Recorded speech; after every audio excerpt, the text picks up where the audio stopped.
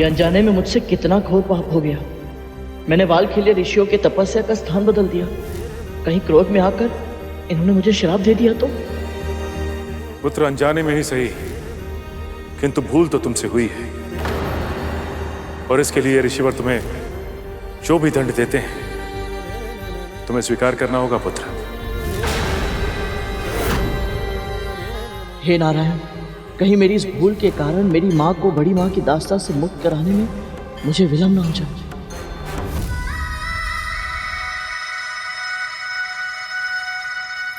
गरुड़, क्या हुआ? क्या देखा तूने? कहां तक पहुंचा गरुड़? दीदी, आज तेरे सामने वो अवसर है, अपनी मां को हर बंधन से मुक्त करवा सकता है। बस एक बार मुझे अमृत कलश लाके दे दे। बस अब और अन्याय नहीं सहूंगी मैं। क्या हुआ? तू कुछ बोल क्यों नहीं रही है? बोलना, क्या हुआ?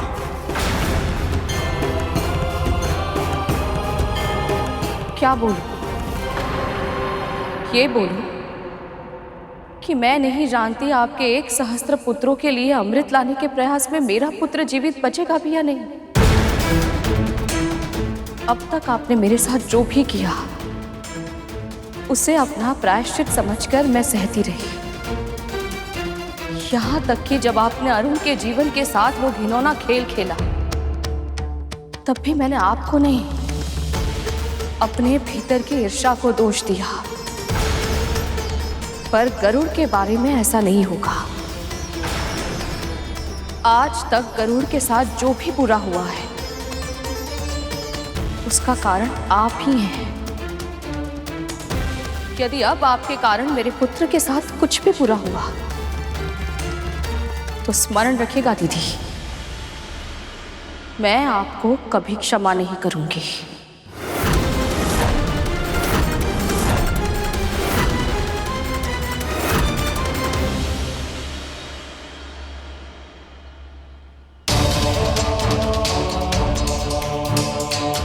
मुझे इन वालखिल्य ऋषियों को इनके ध्यान से जगाना ही होगा, अन्यथा जब इनकी साधना समाप्त हो जाएगी तब ये जानकर के इनके साधना स्थल को बदल दिया गया है तो वो इस बात को अपना घोर अपमान समझेंगे।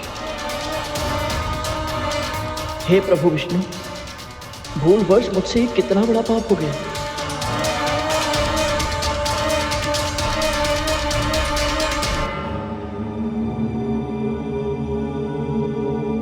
हे महान ऋषिगण, हे वालखिल्य ऋषियों, मैं ब्रह्मा पुत्र कश्यप आप सबका आवाहन करता हूं, कृपा करें। जितना छोटा वालखिल्य ऋषियों का कद है उतना ही ऊंचा प्रताप है उनका, तभी इनका श्राप भी अति भयंकर है।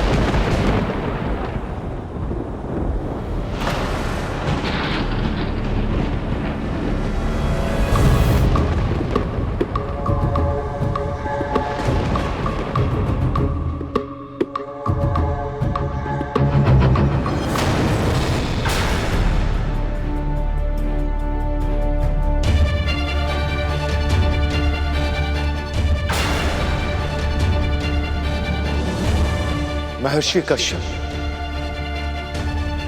यह तो आपका आश्रम है। हम सब यहां कैसे और इस अवस्था में?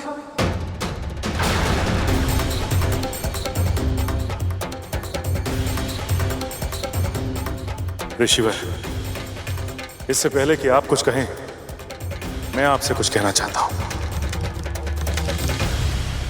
ऋषिवर, मेरे पुत्र से त्रुटि हुई है और वो आप लोगों को भूलवश यहां ले आया।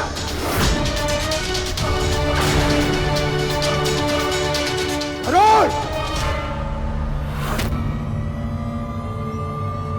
तुझे अपनी असीम शक्ति और इस विशाल का आकार पर अभिमान हो गया है। हमने ही तुझे आशीर्वाद दिया और तूने इस असीम शक्ति का हम पर ही प्रयोग करने लगा।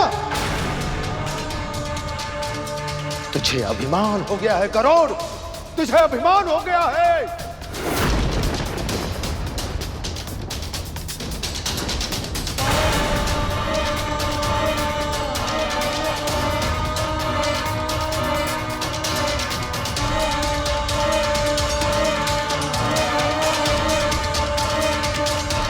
ऋषिवर, मेरे पुत्र से ये त्रुटि खुलवश हुई है।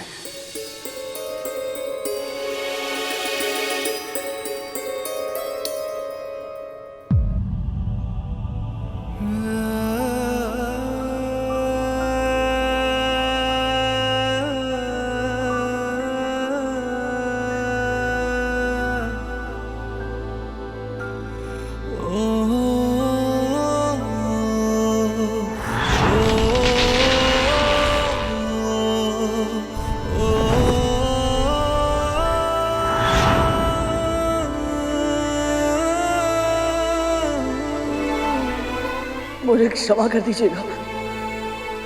मेरा आधा ध्यान भोजन पर था और आधा ध्यान अपने लक्ष्य पर। मेरी बड़ी माँ ने मुझे अमृत लाने के लिए भेजा है ऋषिवर। यदि मैं अमृत लाकर उनके सामने रख पाया तो वो मेरी माँ को दास्ता के बंधन से सदैव सदैव के लिए मुक्त कर देंगी। आप मुझे दंड अवश्य दीजिएगा, मैं शीश झुकाकर उसे स्वीकार कर लूंगा। परंतु आपसे एक विनती है, मुझे ऐसा कोई श्राप मत दीजिएगा जिससे मेरी माँ की मुक्ति में विलंब हो।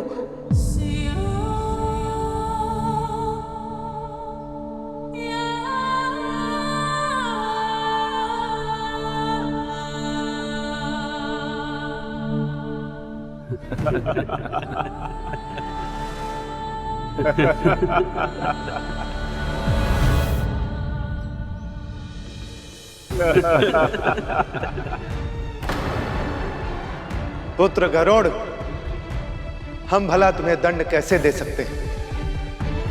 तुम तो स्वयं ही अपने आप को इतना कठिन दंड दे रहे हो। हम तुम्हें अब दंड नहीं, आशीर्वाद देंगे। तू और तेरी मां ने अब तक बहुत कष्ट सहे, किंतु अब नहीं।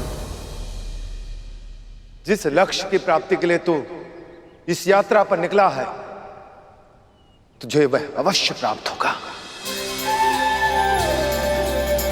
यह मेरा आशीर्वाद है पुत्र, यह मेरा आशीर्वाद है पुत्र।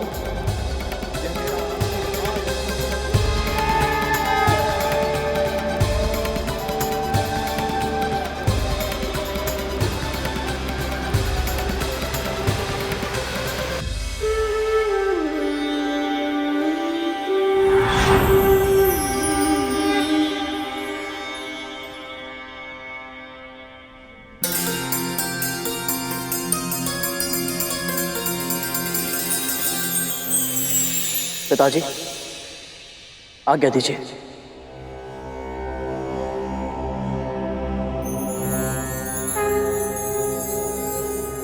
सफल हो पुत्र।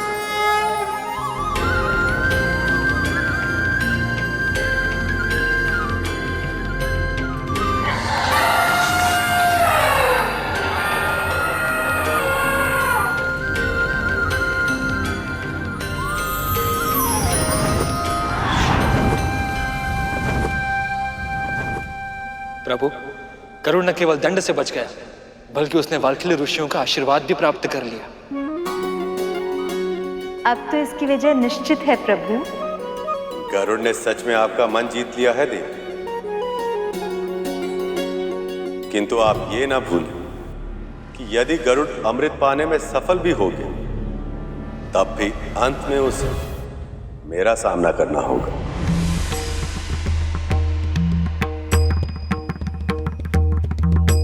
आपने ही कहा था प्रभु, ऋषियों की वाणी सत्य करने के लिए भगवान को अपनी योजनाएं बदलनी पड़ती है। अब तो वाल्खील्य ऋषि ने गरुड़ को आशीर्वाद भी दे दिया। अब यदि भक्त और भगवान के बीच टकराव होता भी है तो भगवान को अपने पग पीछे करने ही होंगे। ये सब आपने किया है। प्रभु, तो क्या यह संयोग नहीं था कि जिस स्थान पर गरुड़ ने अपना भोजन करना चाहा, वाल्कील्य ऋषि भी वहीं तपस्या कर रहे थे? संयोग नहीं, सहायता। देवी लक्ष्मी द्वारा गरुड़ की गई सहायता।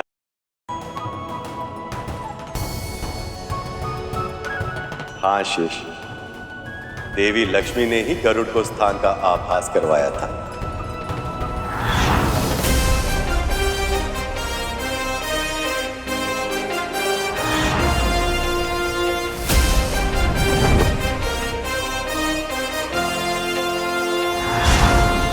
प्रभु,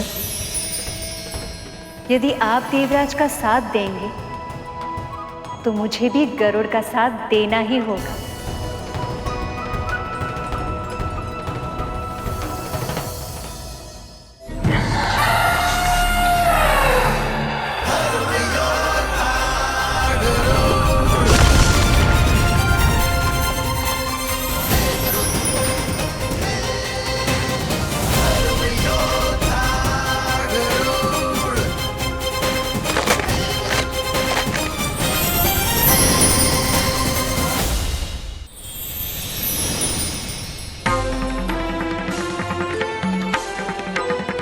प्रणाम स्वीकार करें ऋषिवर।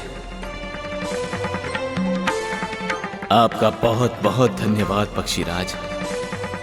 आपने हमारे जीवन के श्राप का अंत कर दिया। आपने जो हम पर उपकार किया है उसका ऋण चुकाना असंभव है पक्षीराज। फिर भी आपकी जो इच्छा हो वरदान मांग लीजिए पक्षीराज। मेरी तो केवल एक ही इच्छा है ऋषिवर, अपनी माँ को दास्ता के बंधन से मुक्त कराना, क्योंकि इसके लिए मुझे बड़ी माँ के सामने अमृत लाकर रखना होगा। इसीलिए ऋषिवर, यदि संभव है तो आप मुझे यही आशीर्वाद दीजिए कि देवताओं से अमृत छीनकर अपनी माँ को मुक्त कराने के इस क्रम में मुझसे कोई अधर्म ना हो।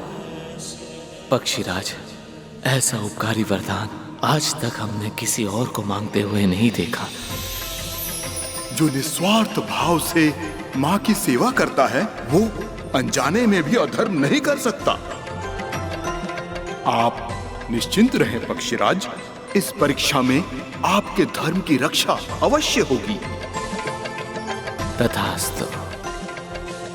बहुत बहुत आभार ऋषिवर।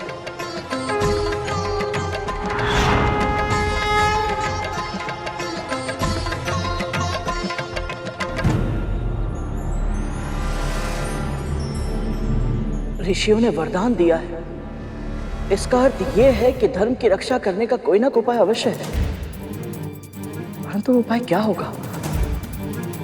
क्या मैं समय से पहले उस उपाय को पहचान पाऊंगा? क्या धर्म किए बिना मैं अपने लक्ष्य तक पहुंच पाऊंगा? माँ, अब क्या होगा ये जानने की उत्सुकता से मेरे मन में घबराहट हो रही। मैं जानता हूं कि गरुड़ के साथ विंता माँ, कद्रू माँ, पिताजी वाल्कील्य ऋषि और अनेक महापुरुषों का आशीर्वाद है, इसलिए मन में कहीं ना कहीं एक आशा है कि वो सफल अवश्य होगा। परंतु अमृत की रक्षा स्वयं प्रभु कर रहे हैं, इसलिए मन में एक संशय भी है, गरुड़ अपने लक्ष्य में सफल होगा भी तो कैसे? ये संशय तो मेरे मन में भी एक ज्वलंत प्रश्न बनकर कौंध रहा है शेष।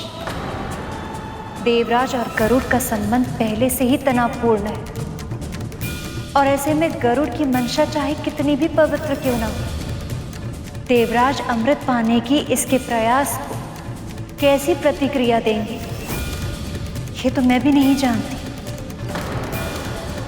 पर मैं जानता, कम से कम स्वागत तो नहीं ही करेंगे।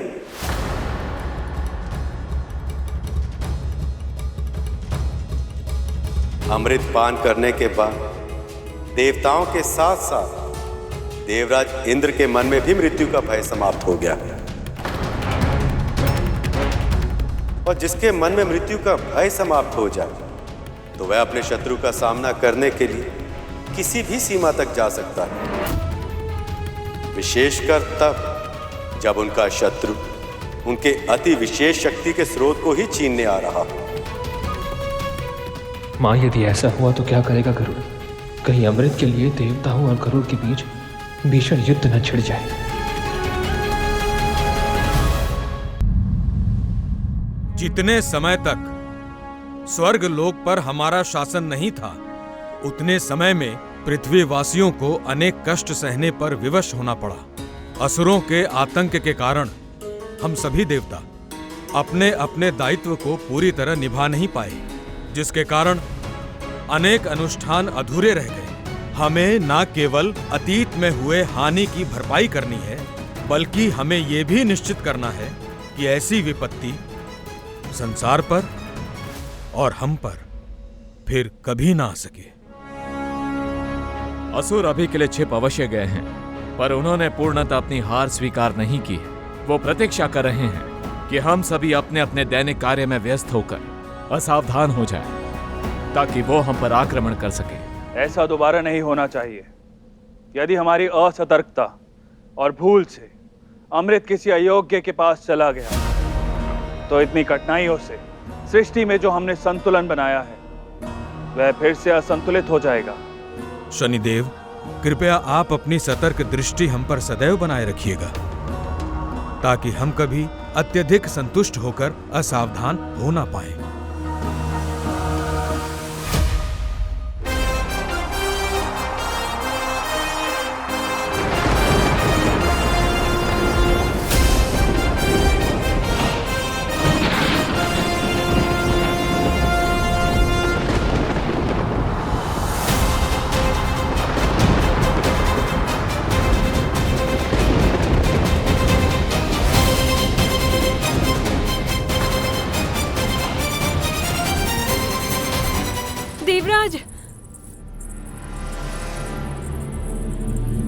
देवराज, मेरा मन बहुत अशांत है। अवश्य कुछ अशुभ होने वाला है।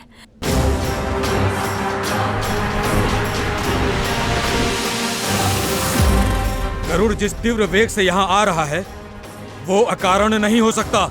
मुझे भी आभास हुआ है इंद्रदेव कि अमृत लेने आ रहा है वो।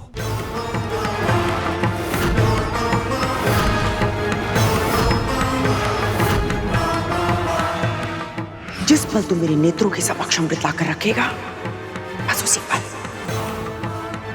तुझे और तेरी मां को अपनी दास्ता के बंधन से सदैव सदैव के लिए मुक्त कर दूंगी। देवी कद्रू ने गरुड़ को वचन दिया कि यदि गरुड़ उन्हें अमृत लाकर देगा, तो वो देवी विंता को मुक्त कर देंगे। गरुड़ अपनी मां के लिए कुछ भी कर सकता है देवराज। गरुड़ की प्रशंसा करने से वो लौट नहीं जाएगा। ये समय अमृत की रक्षा करने का है देवगण।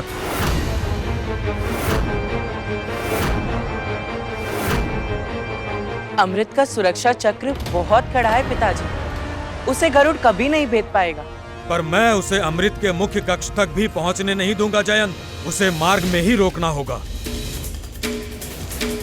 शनिदेव, अमृत पर अधिकार ना होते हुए भी उसे पाने का प्रयास करके गरुड़ ने बहुत बड़ा पाप किया है। उसे इस पाप का दंड दीजिए।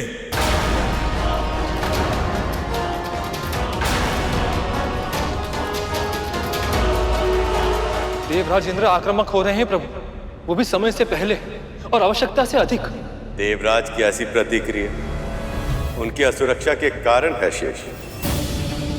जब तक अमृत सुरक्षित था, तब तक ये सारे संसार की रक्षा के लिए चिंतित थे, और अब जब इनकी शक्ति के स्रोत पर आक्रमण हो रहा है, तब ये उसके अतिरिक्त और कुछ सोच ही नहीं पा रहे।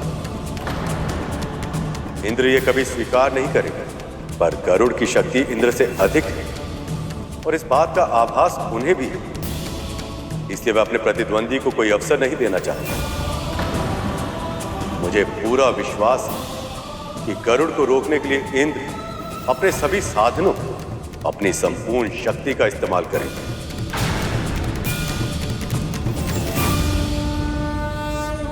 क्षमा कीजिए देवराज, परंतु मैं गरुड़ को पहले ही वरदान दे चुका हूं कि वो मेरी वक्र दृष्टि से सदैव सुरक्षित रहेगा। इतनी सरलता से मैं उसे जीतने नहीं दूंगा। अमृत पर केवल हमारा अधिकार है, और उसकी रक्षा मैं किसी भी मूल्य पर करूंगा।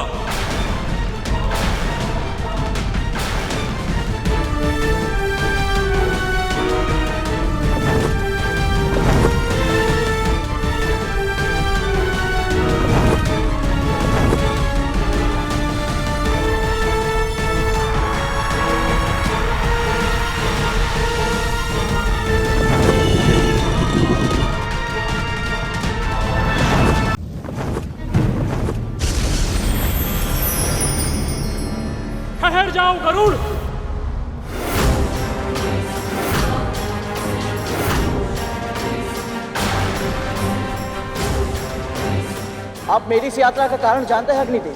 और तुम भी जानते हो कि तुम्हें अमृत पानी का अनुमति नहीं है, इसलिए वापस लौट जाओ।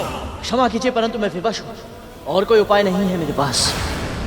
अब या तो अपने लक्ष्य में सफल हो पाऊंगा या इस प्रयास में अपने प्राण त्याग दूंगा, परंतु वापस लौटना असंभव है। तुम मुझसे युद्ध करने के लिए तैयार हो जाओ।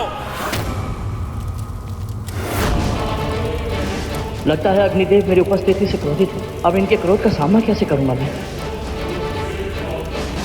माँ ने कहा था अग्नि को शांत करने के लिए शीतलता की आवश्यकता होती है।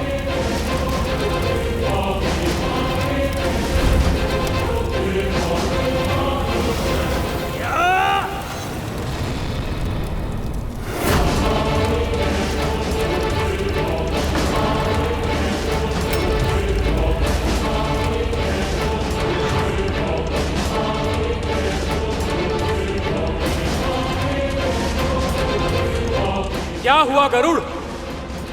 युद्ध करो मुझसे। कैसे भैया? साक्षात अग्नि है, दीपक के रूप में भगवान के मंदिर को प्रकाशित करते हैं। हवन कुंड में ऋषियों की आहुतियां आपके द्वारा ही प्रभु तक पहुंच पाती है। सृष्टि में सभी को समान दृष्टि से देखते हैं आप। राजा हो या निर्धन, सभी के देह को अंत में आप ही स्वीकार करते हैं। और सत्य तो ये है कि आपके बिना जीवन की कल्पना करना भी असंभव है। जठराग्नि के रूप में हर प्राणी के उदर में बसते हैं। यदि आप ना हो तो भोजन तक नहीं पच सकता।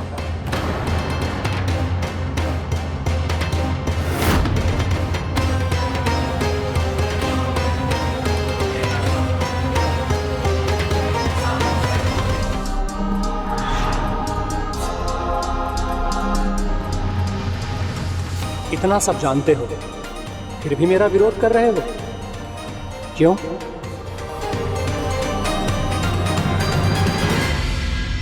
क्योंकि मुझे अपने इस लक्ष्य के लिए प्रेरणा आप ही से मिली है। हाँ भैया, मेरी माँ की मुक्ति मेरे जीवन का एकमात्र लक्ष्य है। और इसका आभास मुझे जिसने सबसे पहले कराया था वो आप ही थे। ये क्या कह रहा है गरुड़? अग्निदेव ने ऐसा कब किया?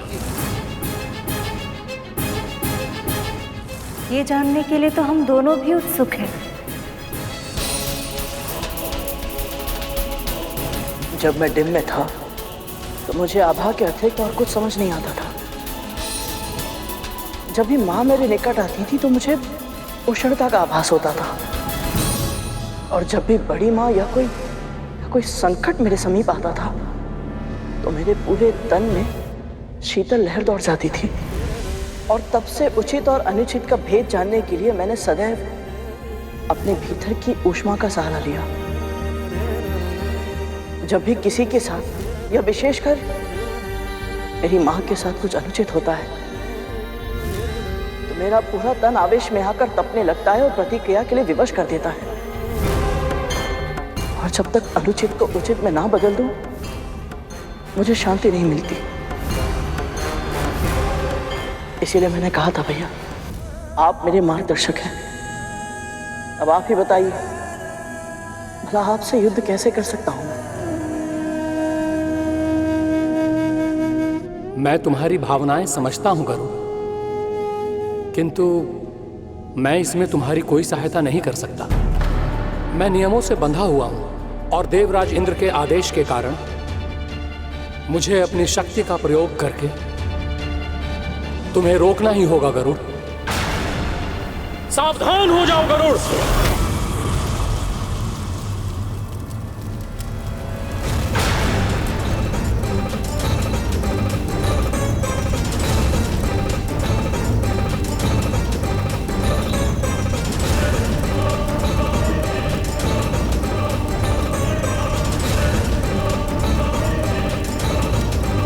यदि तुम मेरी अग्नि रेखा पार कर पाए तो मैं तुम्हारे मार्ग का अवरोध नहीं बनूंगा। परंतु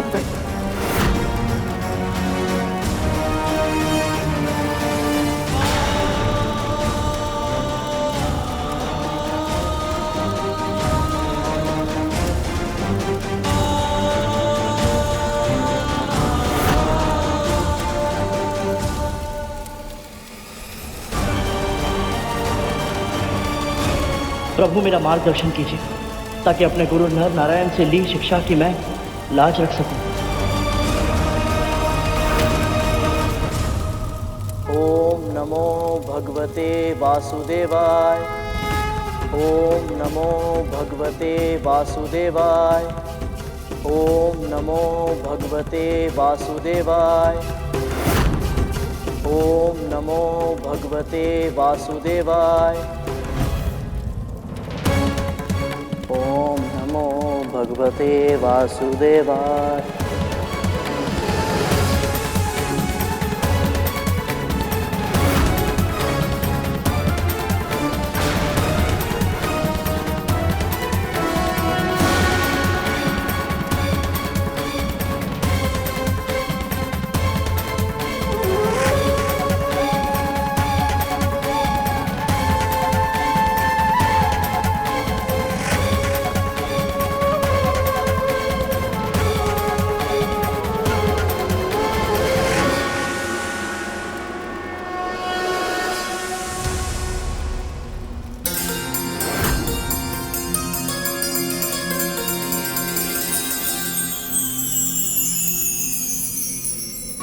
माँ, प्रभु, गरुड़ ने पहली बाधा बिना युद्ध के ही पार कर ली। सच में विलक्षण बुद्धि का परिचय दिया है गरुड़ ने। गरुड़ अपनी कुंडलिनी शक्ति का प्रयोग करना सीख रहा है। युद्ध केवल युद्ध भूमि में ही नहीं, अंतर मन में भी लड़ा जाता है। और अपने शत्रु पर विजय केवल शारीरिक बल से ही नहीं, उसका मन जीतकर भी पाई जा सकती है। ये प्रमाण देकर गरुड़ ने एक और परीक्षा को पार कर लिया, पर अभी अनेक चरण शेष। गरुड़ के संकट अभी और बढ़ने वाले हैं, क्योंकि इस हार से देवराज इंद्र के क्रोध की अग्नि और भी अधिक तीव्रता से धधक उठेगी। केवल देवताओं के ही नहीं, सृष्टि के समस्त प्राणियों के भविष्य पर प्रश्न चिन्ह लगाकर लौट आए हैं आप। गरुड़ की बातों से ही हार गए आप। ना तो उसे वापस भेजा और ना ही उसे युद्ध के लिए बाध्य किया, बल्कि उसे आगे बढ़ने का मार्ग तक दे दिया।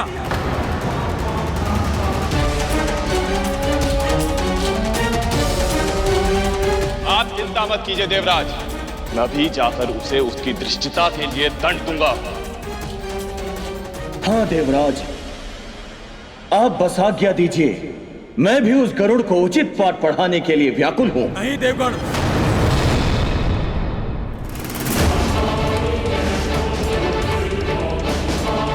यदि और समय व्यर्थ हुआ तो परिणाम भयानक हो सकता है।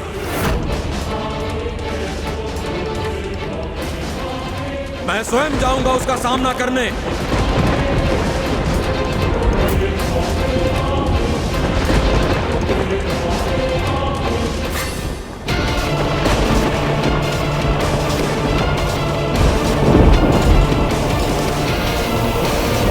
देवराज इंद्र स्वयं जा रहे हैं गरुड़ को रोकने। लगता है अब सारे देवता गरुड़ के विरुद्ध युद्ध छेड़ देंगे। ओम नमो भगवते वासुदेवाय। ओम नमो भगवते वासुदेवाय। ओम नमो भगवते वासुदेवाय। ओम नमो भगवते वासुदेवाय। ओम नमो भगवते वासुदेवाय। ये तो अनिष्टता के संकेत है, न जाने क्या होगा। ओम नमो भगवते वासुदेवाय। गरुड़!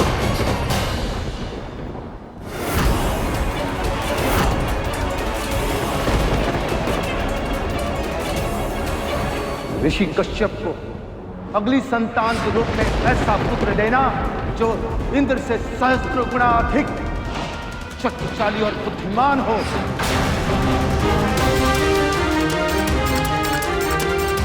अमृत पर किसका अधिकार होगा, यह निर्णय करने का अधिकार केवल परम प्रभु विष्णु का है।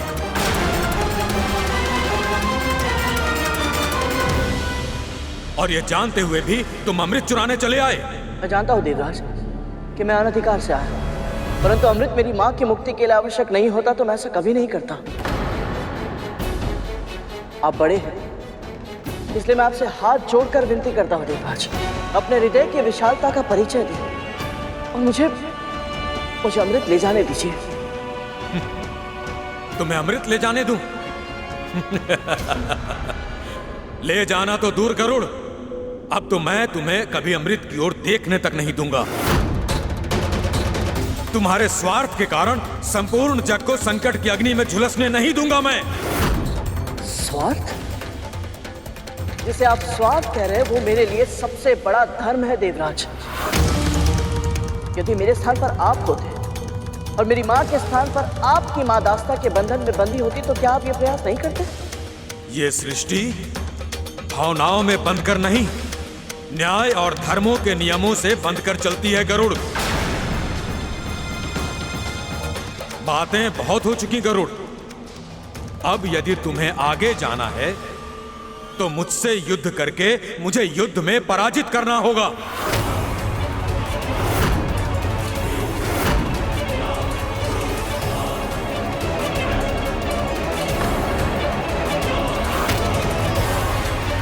अपनी मां के स्वतंत्र जीवन के लिए यदि मुझे अपने भाई से भी युद्ध करना पड़े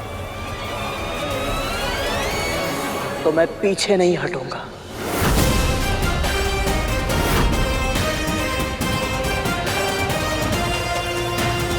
प्रभु, गरुड़ देवराज इंद्र के साथ युद्ध कैसे कर सकता है? उसने आज तक केवल असुरों का सामना किया है। असुरों को हराना और देवराज इंद्र से युद्ध करना एक समान नहीं है प्रभु।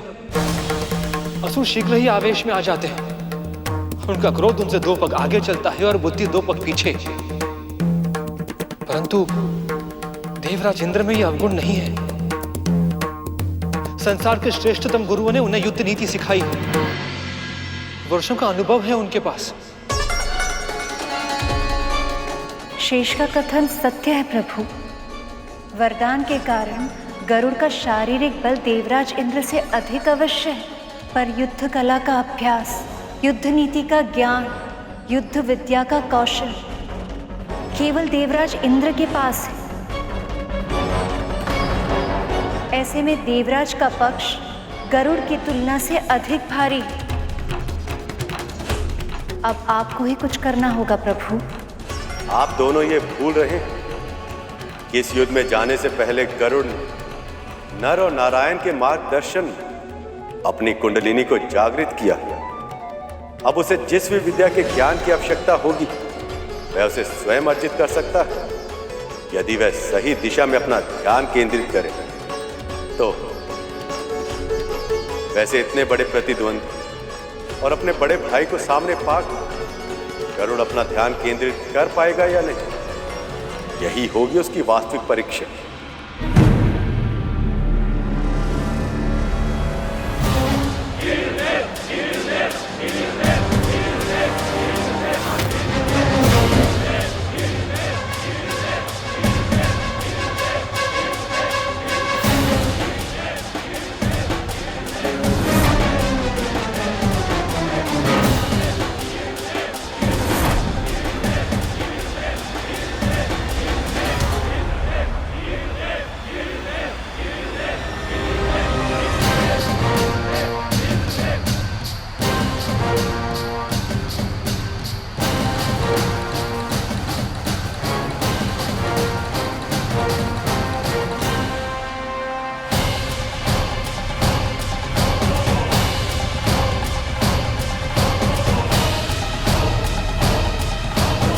ये गरुड़ इंद्रदेव का कैसे सामना कर पाएगा?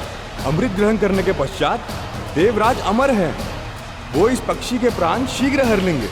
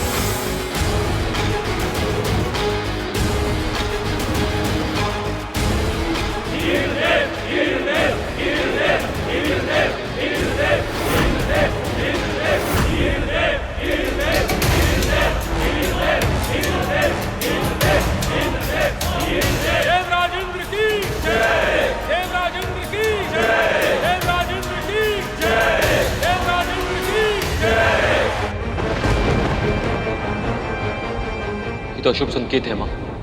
मुझे भी चिंता हो रही है, कहीं कुछ अनिष्ट ना हो जाए।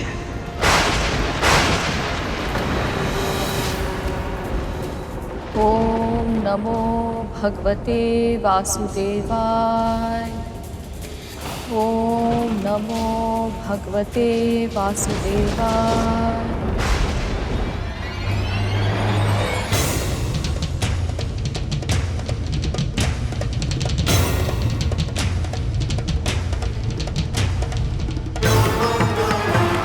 हे गणाधिपति गणेश, मेरी प्रार्थना स्वीकार करें, मुझे आशीर्वाद प्रदान करें। हे विघ्न विनाशक, मेरे सभी विघ्न दूर करें, मुझे आशीर्वाद प्रदान करें।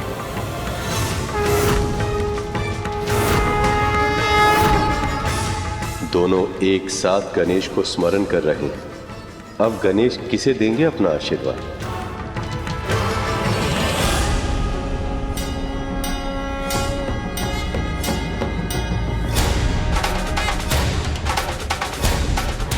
जो अधिक योग्य हो, विजयी वही हो।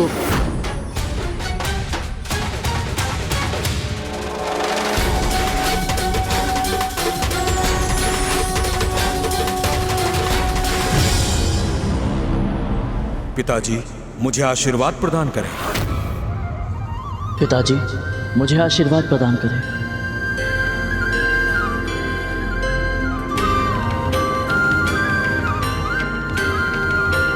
हे अमृत के रक्षक, संसार संचालक परमपिता विष्णु, मुझे आशीर्वाद प्रदान करें।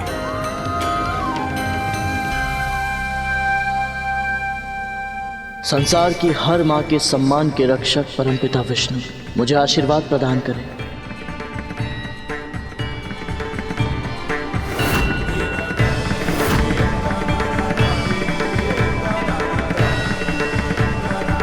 प्रभु, दोनों ने आपके आशीर्वाद के लिए आवाहन किया है, अब आप क्या करेंगे?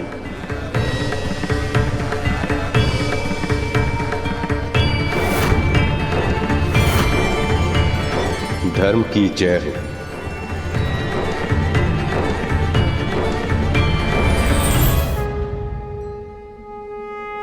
सभी देवताओं की जननी अदिति मां अपने पुत्र को आशीर्वाद प्रदान करें।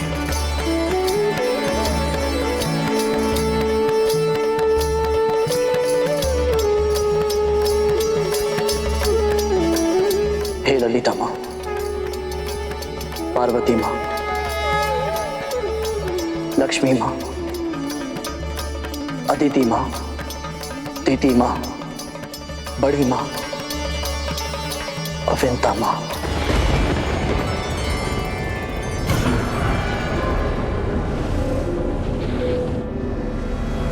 आज जो मैं करने जा रहा हूं वो केवल अपनी मां की मुक्ति के लिए नहीं, मातृत्व की शक्ति के सम्मान के लिए करने जा रहा हूं।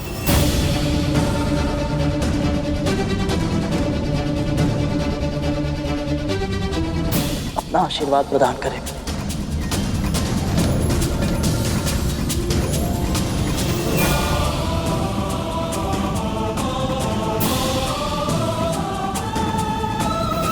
आपका पुत्र आपसे आशीर्वाद मांग रहा है देवी, और आपको ये भी ज्ञात है कि वो जो कार्य करने गया वो मेरी इच्छा के विरुद्ध। क्या आप उसे विजयी होने का आशीर्वाद देंगे?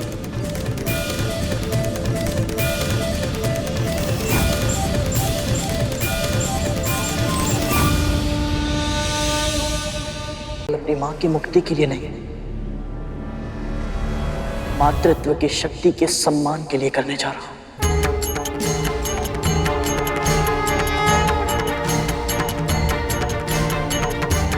अपना आशीर्वाद प्रदान करें।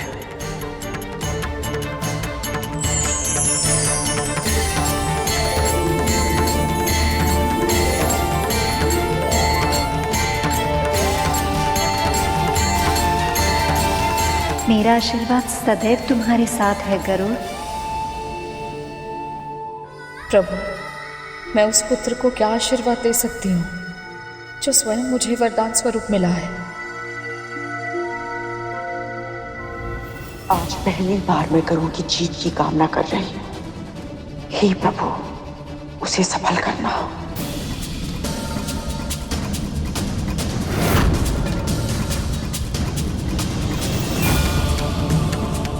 अपने शिष्य का प्रणाम स्वीकार करें गुरुदेव।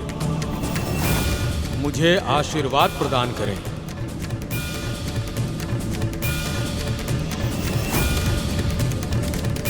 गुरुदेव नारायण, अपने शिष्य को अपना आशीर्वाद प्रदान करें, मेरा मार्गदर्शन करें।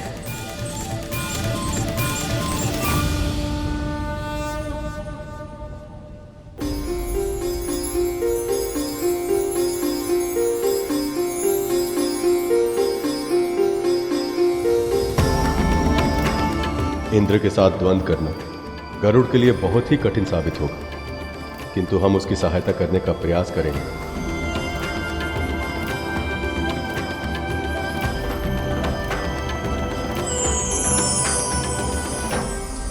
कल्याणकारी कार्य के लिए हम और हमारा संपूर्ण ज्ञान तुम्हारे साथ है गरुड़।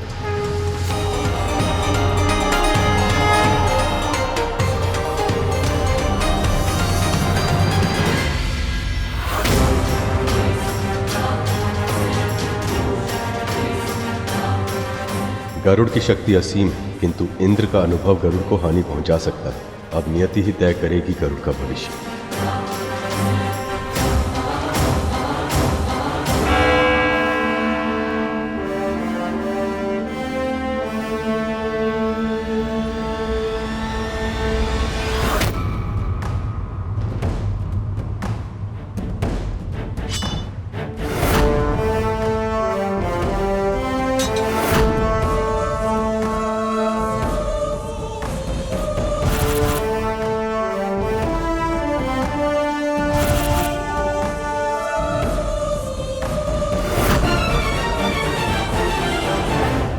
गरुड़ भी मेरे पुत्र के समान है। दोनों में से कोई भी जीते, किंतु एक मां की पराजय तो निश्चित है।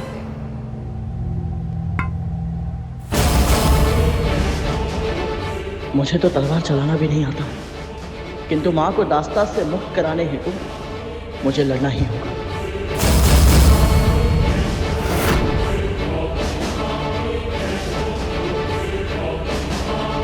अरे ये क्या देवराज के सामने टिकेगा? इसे तो तलवार और ढाल पकड़ना भी नहीं आता। सब कोई गरुड़ को कम आंक रहे हैं, किंतु ये भूल रहे हैं कि गरुड़ की शक्ति पिताजी से सहस्त्र गुना अधिक है।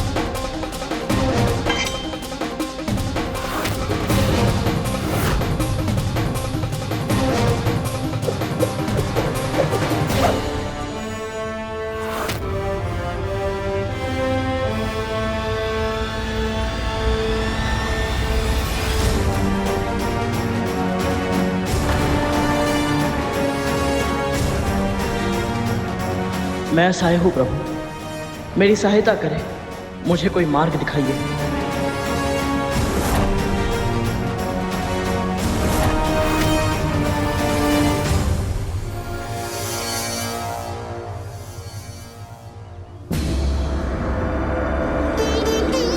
मैं यहाँ कैसे?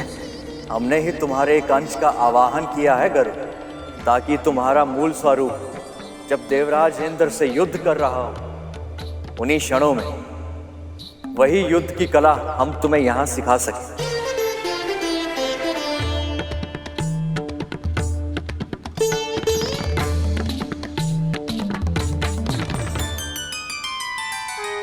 अब आरंभ करते हैं गरुड़।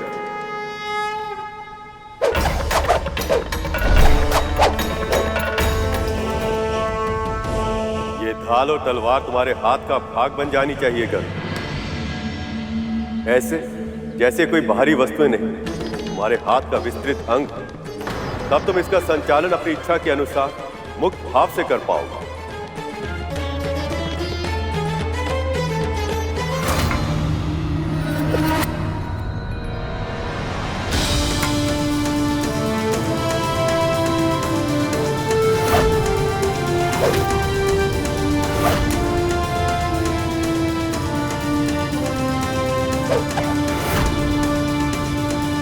तुम अपने प्रतिद्वंदी का अनुकरण मत करो गरुड़। तुम्हारे धन का भार और बनावट तुम्हारे प्रतिद्वंदी से भिन्न है, तुम्हारी लय उससे भिन्न है। इसलिए अपने अंदर झांको और अपनी लय को खोजने का प्रयास करो, तभी तुम अपने प्रतिद्वंदी का सामना कर पाओगे।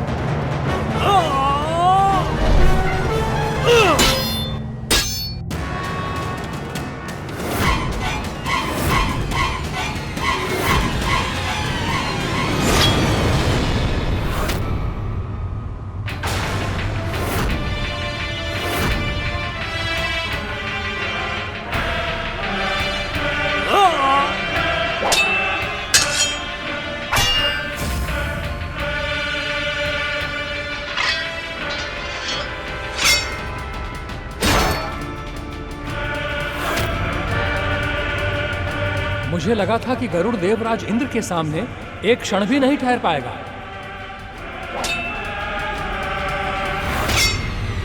जिस तरह से देवराज के वार को बचाकर ये अपना वार करने का प्रयास कर रहा है, उससे स्पष्ट है कि देवराज को इतनी आसानी से जीतने नहीं देगा। तलवार चलाने की कला कब सीखी इसने और किससे? पर यह सब सोचने का समय नहीं है, अभी तो इसे परास्त करना है किसी भी मूल्य पर।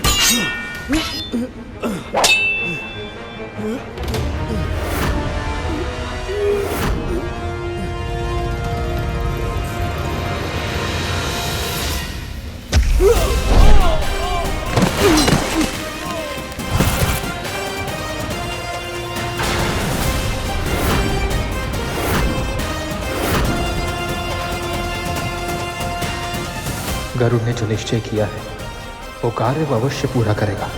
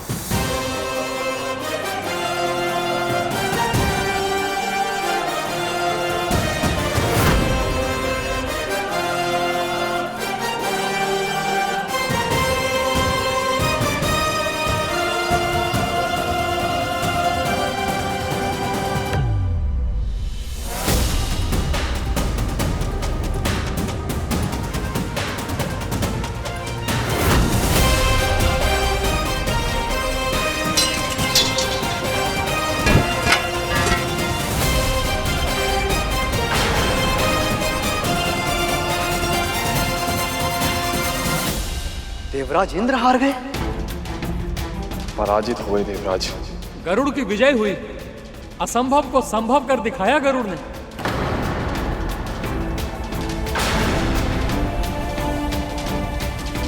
अद्भुत साहस का परिचय दिया है गरुड़ ने, और अभूतपूर्व आत्मविश्वास का भी। नारायण नारायण, प्रथम चरण जीतकर गरुड़ का आत्मविश्वास और अधिक बढ़ गया है और इंद्र का स्वाभिमान आहत हो गया है। और प्रभु, देवराज यदि हार गए तो अमृत की रक्षा कैसे हो पाएगी?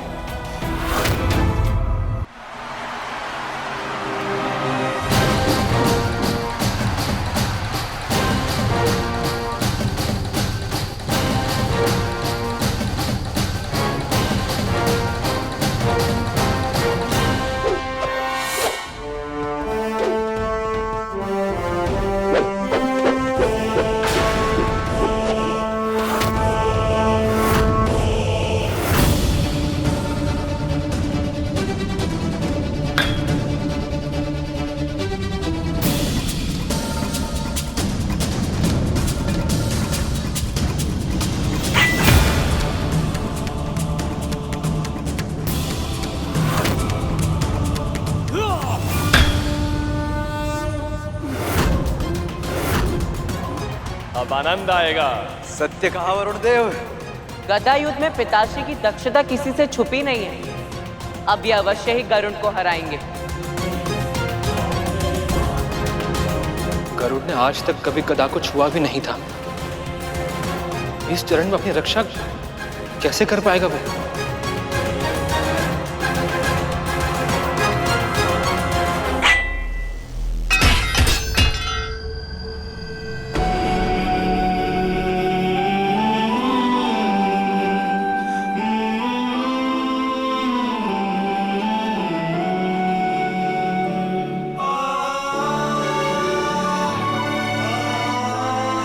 मैंने सारे प्रयास करके देख ली गुरुदेव, परंतु इनके वारों का क्या प्रत्युत्तर दूं, मुझे कुछ समझ नहीं आ रहा। गदा एक ऐसा शस्त्र है गरुड़, जिसके दंड को सही स्थान पर पकड़े जाने के बाद उसका कुशल संचालन संभव।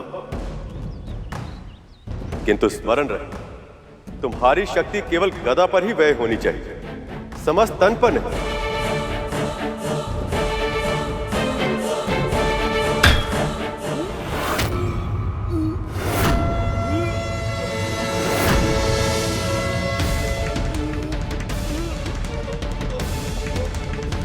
इसने गदा को सही ढंग से पकड़ना सीख लिया है। अब और समय गंवाए बिना ही इसे पराजित करना होगा।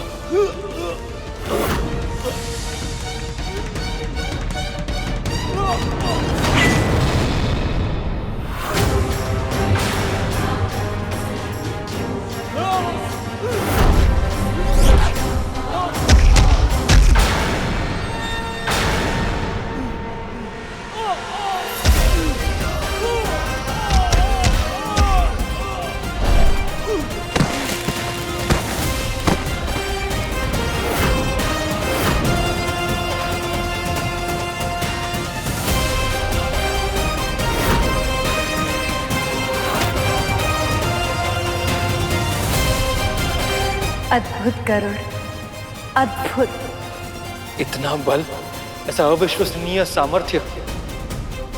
हमने जो सोचा था उसके बिल्कुल विपरीत हो रहा है। मैं तो सोच रहा था कि अमृत का पान होने के बाद यदि देवराज हार गए और गरुड़ ने अमृत ले जाकर नागों को दे दिया तो फिर क्या होगा? यदि आज मैं अमृत की रक्षा नहीं कर पाया तो नागों से संसार की रक्षा कैसे कर पाऊंगा?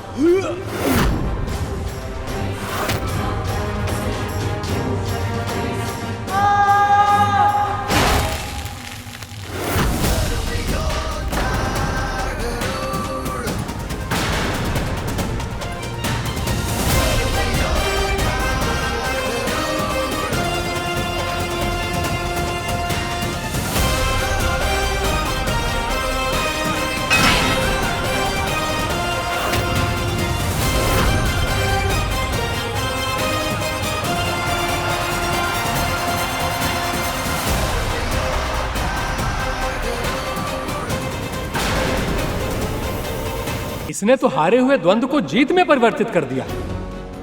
आपने सत्य कहा था पिताश्री। देवराज इंद्र के युद्ध कौशल का बहुत ही कुशलता के साथ सामना किया है गरुड़ ने। अभी युद्ध समाप्त नहीं हुआ है पुत्र। अभी देखना शेष है कि आने वाले चरणों में यह कैसा प्रदर्शन कर पाएगा। इस युद्ध में पराजय की ग्लानि चाहे किसी का भाग्य बने और जीत का मुकुट चाहे किसी के शीश की शोभा बढ़ाए, आपके लिए तो समस्या विकट ही है प्रभु।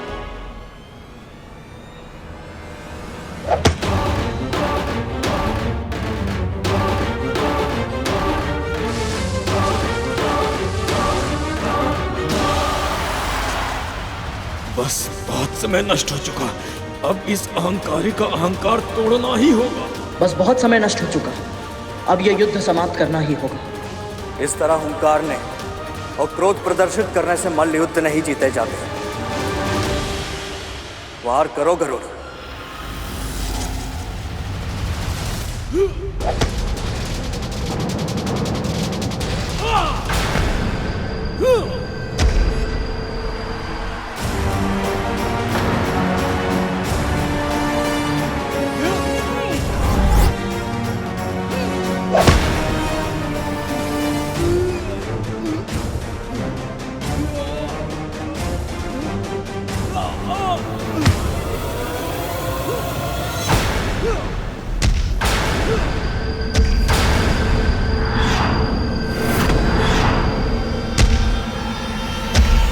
ये क्या हो रहा है माँ? गरुड़ का शारीरिक बल तो देवराज इंद्र से कई गुना अधिक है, तो फिर ये कैसे संभव है? कभी कभी शारीरिक शक्ति से अधिक महत्व इच्छा शक्ति का होता है शेष।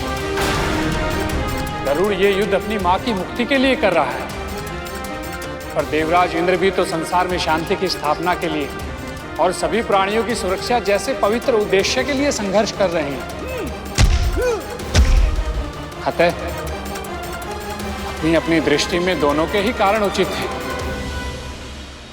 इसलिए इस द्वंद्व में कौन जीतेगा और कौन नहीं, इसका अनुमान लगा पाना असंभव है। नारायण नारायण।